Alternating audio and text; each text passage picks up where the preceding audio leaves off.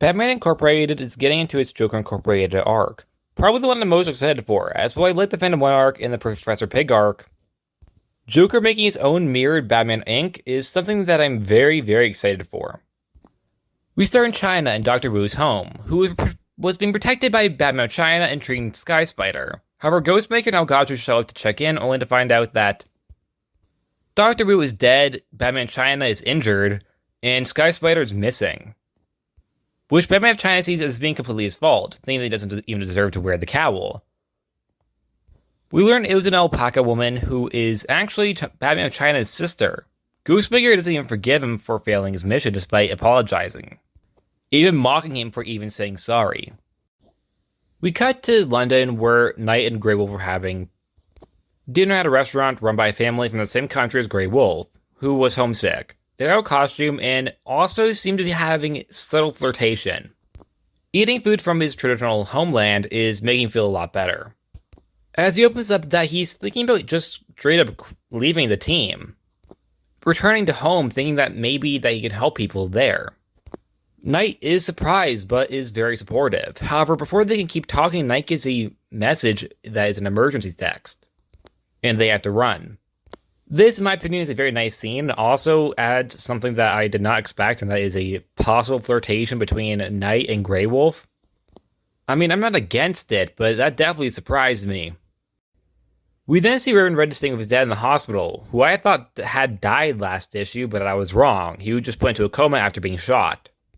Batman Japan and Clown Hunter are there with him. Hero, for the past few issues, have been shown to be kind of like a best friend to Raven Red. But when he tries to talk to him, Raven Red just snaps at him, telling him to go find the man who shot his dad, as he doesn't really care about the condolences or the I'm sorry. He just wants revenge.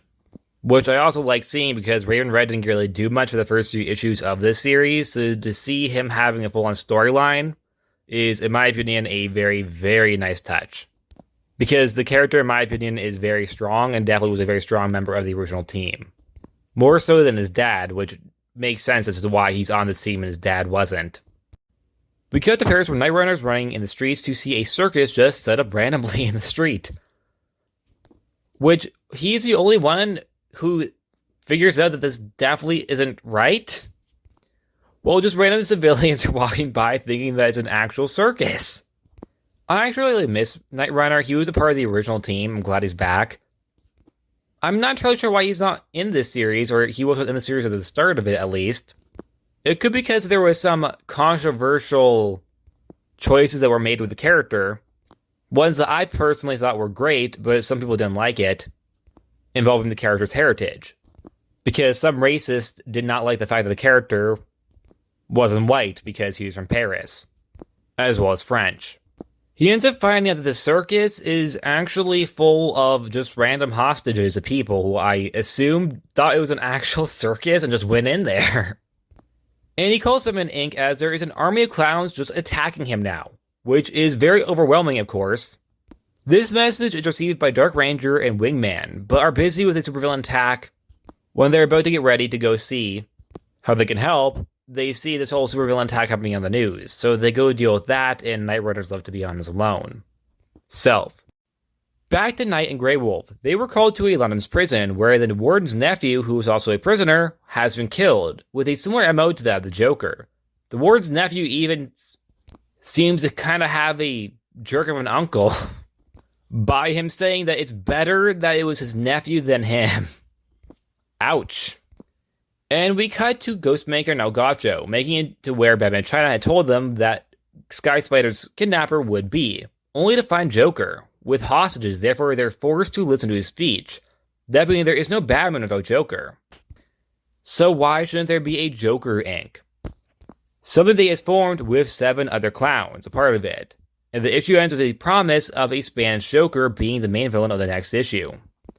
This whole issue, in my opinion, is very, very strong. It just introduces the whole concept of Joker's Inc. in a very organic fashion, in a way that also feels very much in character for the Joker. He's doing it because he's petty. He's a very petty character, something that I absolutely love of the character. And I am so happy that the Joker is going to be a part of this series, for at least this arc. And I'm really, really happy that Night Runner's back. Raven Red also having his own storyline, in my opinion, was a very good idea. Because, like I said, he's a very strong character of the team. As, like last issue, as we saw, he does have a little bit of crazy in him. As in, he's definitely on edge. Even though he's probably one of the biggest compassionate people on the team, that doesn't take away from the fact that the character definitely, in my opinion at least, shows that he is willing to go as far as he is. Like when last issue he threatened Professor Pyg's mother with a chainsaw. The Knight and Grey Wolf flirtation or possible friendship, in my opinion, was an odd choice. I'm not against it. I'm not for it. I'm just reading it. I think they have interactions that are plausible, and it fits with the characters. However, I think more of a best friend type of vibe would have been better with the two of the characters. Which might be the case. I could be just reading into it a little bit in the wrong direction. And that's it. Like always, please like, subscribe, and I'll see you guys next time. Bye!